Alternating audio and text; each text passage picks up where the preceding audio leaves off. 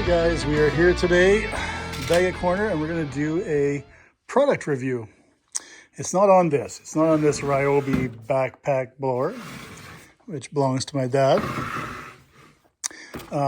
It's actually on the parts that were sent to me by Hipa store. So Hipa store contacted me and said, "Hey Vince, do you need some parts to do any projects?" And I said, "Yeah, of course we could always use parts to do projects, because you always have lots of motors coming in the shop, and engines and motors, and et cetera, et cetera." So this is a Ryobi BP2 backpack blower. It's in really nice shape. However, the problem with it is it will not run. And if it does start, it won't run very long. And you know how it is these days. It is actually cheaper to just buy a new carburetor than it is to rebuild a carburetor by the time you find the parts, or by the time you take your blower or your trimmer or your chainsaw or whatever you got down to your repair place. You'll realize that once you pay about $100 or $125 an hour labor, that you may well have just thrown the whole thing out in the garbage and forgotten about it and bought a new one. But in this case, you don't need to do that. So they sent me out a carburetor. I will give you a link down in the description, and it'll give you a link to Amazon and to the Hipa store, and you can have a look at all the parts that they have. They have lots of parts for small engines, all sorts, everything, spark plugs, coils, carburetors, etc., just on and on. Those are only the ones that I know about. So without a lot of ado, we don't have a ton of work to do, but we've got to take this guy apart, and I'll just show you the parts that we got in the kit. So this was the kit they sent me out. It was nicer packaged. This, I've already been through it. So they send you with the carburetor, with the choke rod. They send you with two fuel lines. One is your pickup and one is your return. And that is way more. You don't have to worry about having, matter of fact, you'll have extra line left over at home, which is kind of nice to have sometimes. So they send you lots of line. They send you two gaskets, one for each side of the carburetor. One for each side of the carburetor. They send you a spark plug. They send you a new fuel, a primer bulb, and they send you a filter. Oh, wait a sec, there's more. And they send you a fuel filter. So they send you basically everything you need to get going. Pretty good. Let's open this thing up and see what we got inside. Okay, just a couple screws to take the cover off. Try to stay out of your way. What's that? Torx number something odd. Can't recall. Torx screwdriver. You'll figure out what size it is.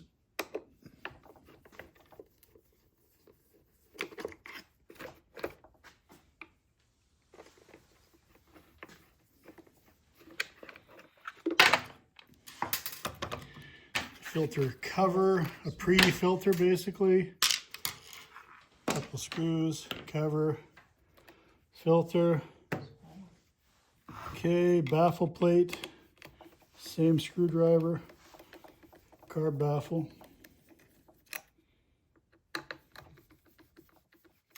I'm just doing this in real time for you guys, just to show you that you don't have to eat up a whole year or a whole afternoon of your time. It shouldn't take that much time. It shouldn't be that hard either. If I can do it, you can do it. So the baffle plate comes off like that. Then you have two same Torx screws again. Takes this plate off the carburetor.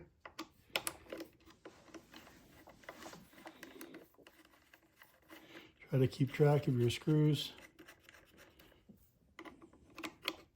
This one, I believe, goes right through the carburetor into the block of the motor.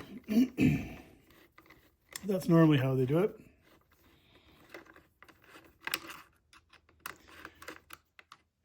If you're like me, take lots of pictures. It makes your life easier. So that comes right out of the block of the carburetor, or off the... Okay, with that pulled off, pull off our lines. These ones are actually kind of brittle, so it's kind of good that we're going to change them out anyway.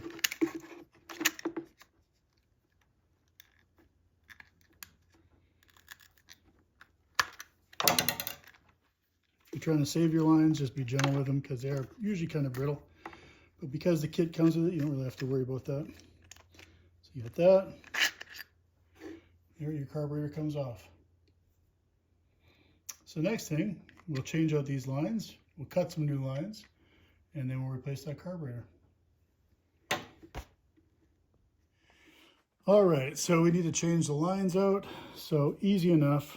This is the way I normally do it. Is I take the line off. So I'll take one off. We'll match it up with the existing tubing. Just kind of follow the contour of the line that's already made, and even leave yourself a little bit extra, and then just cut it and then put it back where it was before, and then you don't really lose track and you don't waste a whole bunch of tubing. So let's do that, and we'll stick that on there. Okay, so we've got that cut. There's our new piece of tubing for this one. And next we need to change either that one. So this one came out of this hole on the fuel tank. Can you see that all right? It's over here. This one came out of the fuel tank. So this one, I don't know if somebody else replaced this or if they did it at the factory, but generally if you want to get a piece of tubing through a small hole, you don't cut it flush because you'll never get it through the hole.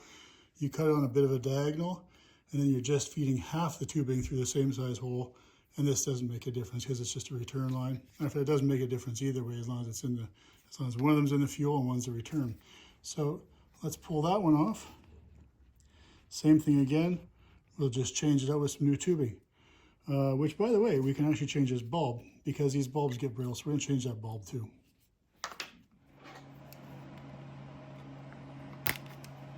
There, should have stuck with the pliers at the beginning.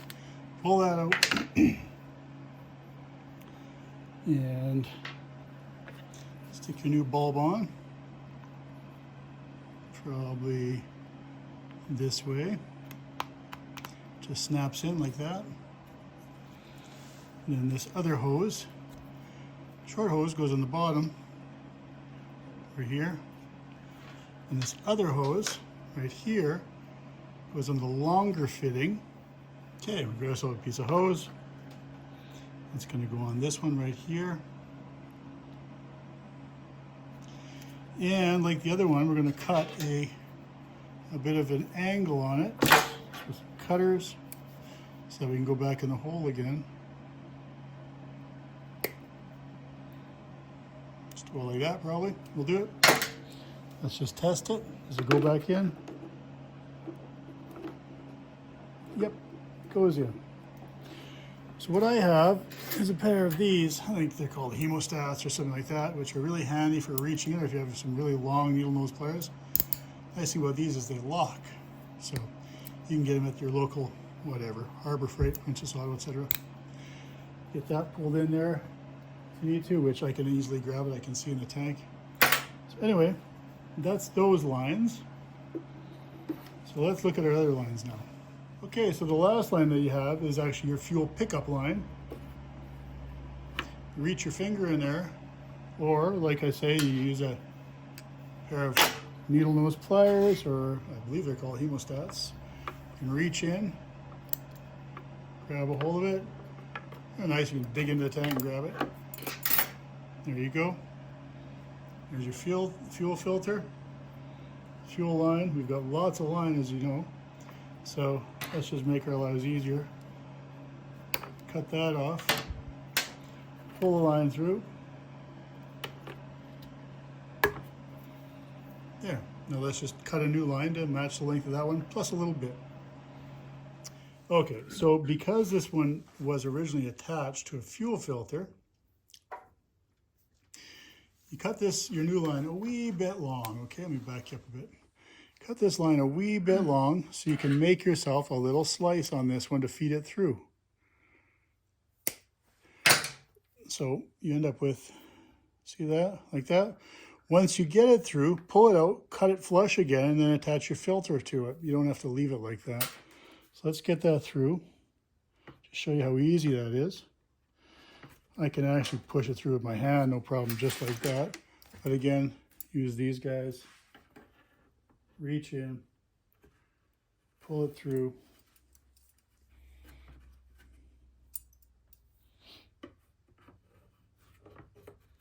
pull that right up through there. I don't know how much you'll need, but you probably need as much line as you would have to reach the bottom of your fuel tank, right? So, you know, down into here. Any that you don't use basically on your carburetor, just let it sit down inside the tank. So I'm going to fill with this and pull this through. This won't take me but a minute, I don't think. And I'm going to attach, I guess I'm going to cut that flush. Attach my new fuel filter. You don't need clamps on these. These are plenty tight. They're not going to come off. So it goes like that. Once you've got enough line drawn out, just stick it down in the tank. Okay, so we've got our carb mounting plate. We've got our carburetor. The smaller bulb line goes to the top of the carburetor. Your feed line from the tank goes to the top of the carburetor. The feed line goes to the bottom of the carburetor down here. And it sits like so. So comes with gaskets. You're going to notice that you need to leave, if you can see that, I'm just going to zoom in for you a bit. Got a hole there. Got the right gasket. That's not the right one. This one. So that one goes like that.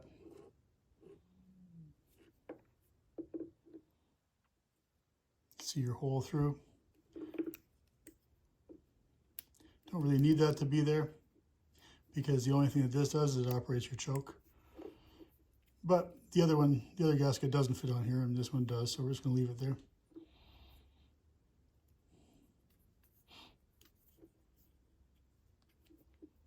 So what I'm going to do is take this.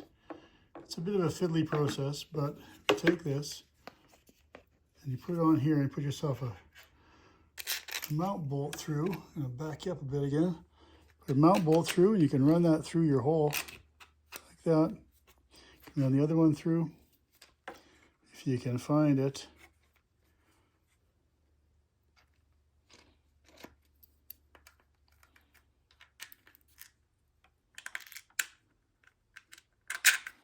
Like that. So that gets you so you can hold everything in one place. You have another gasket, your back gasket. You do need to leave that hole unveiled. So that only goes one way. Leaves that hole open. So once that's all in place, you're then going to mount this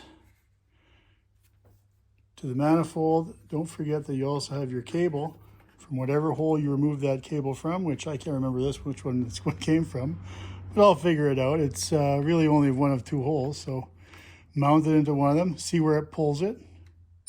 And if it opens your carburetor all the way open, then you're good. And it's probably going to be that top hole there. So I'm just going to get you shut off for a second, and I am going to mount that return in there.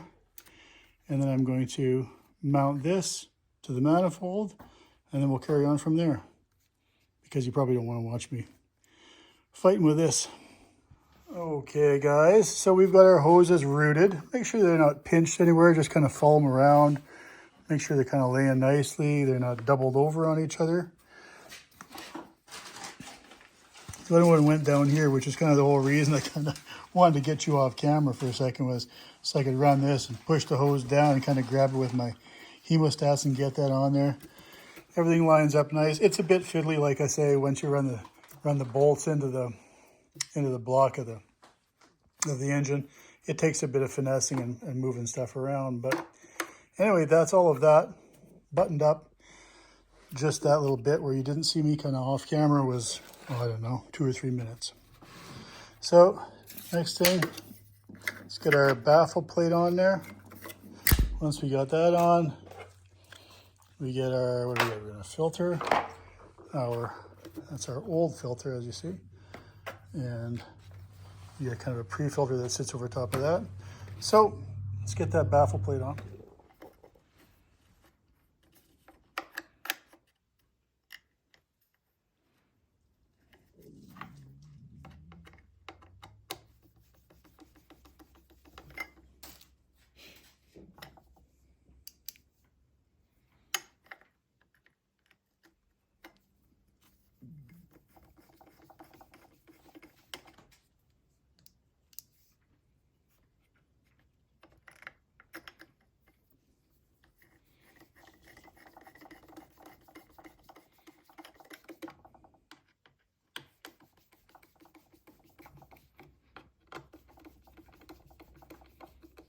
Okay, goes on. We've got a brand new filter.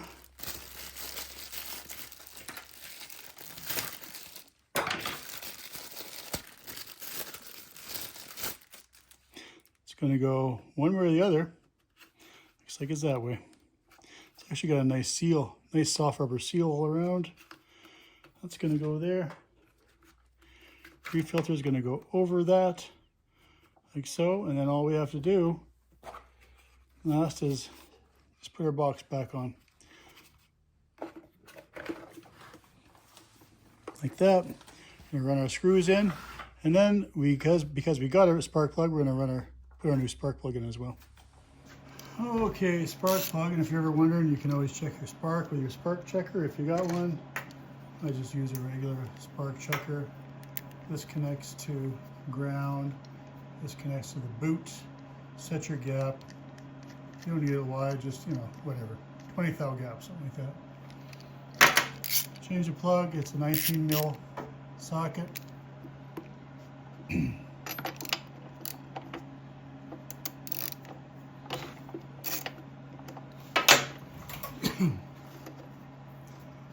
out a little bit. There you go.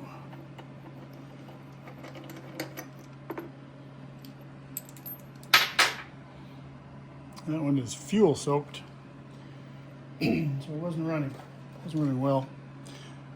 And there's your new one. Same plug, same reach. Gap, well, I don't know what the gap is supposed to be, but we'll measure this one and see if we're close, but probably 22 to 25 thou, something like that probably. Okay guys, that's our plug installed. That's everything installed. We'll start by, we're not going to choke it, we're just going to prime it. Those are all of our parts that came, that we took off. Carb, fuel filter, air filter, spark plug, primer, bulb, fuel lines. This is what we have left for fuel lines, so a few pieces are left to play with if you need them for something else. So anyway, let's prime it up. Some fuel up into the bulb. That's working. We'll give it 2 little pushes. That should do. If you do not have the carburetor adjustment tool, hopefully we don't need it, but this one is a Pac-Man style adjuster. I don't know if you can see in there, but it looks like a Pac-Man basically. So you got 2 circuits, 2 adjustable circuits. One's your full throttle adjustment, one's your idle adjustment. Not to be confused with your idle speed adjustment, which you would want to adjust with just a regular screwdriver. So we've primed it up. We're going to see if it starts up.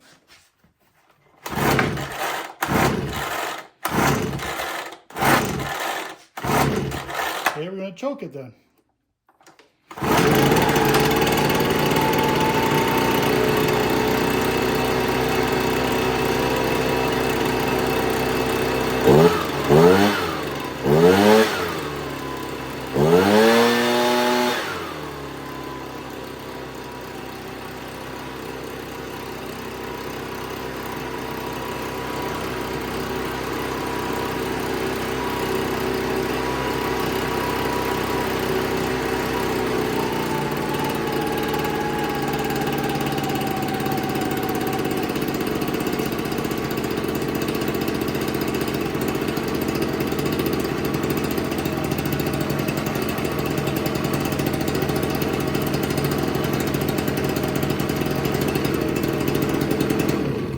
Well, there you go, guys. The carburetor came pre-adjusted. Didn't have to touch that, which is nice because not everyone has the tools to do these things, and this is kind of a specialized tool. Kind of nice that you don't need it. All I did was adjusted the idle speed, as you can see, and it did a couple pumps, put it onto choke, started right up and ran. And under full throttle runs great, so nothing to do. Anyway, I hope that helps you guys out. Again, it's the Ryobi BP2, and the company to get your parts from is the Hipa store, the Hipa parts store. Again, like I say, I'll put a link down below in the description. Hope that helps you out. You know, they've been really good with me, and well, can't complain. Runs great. Take it easy, guys. Thanks a lot.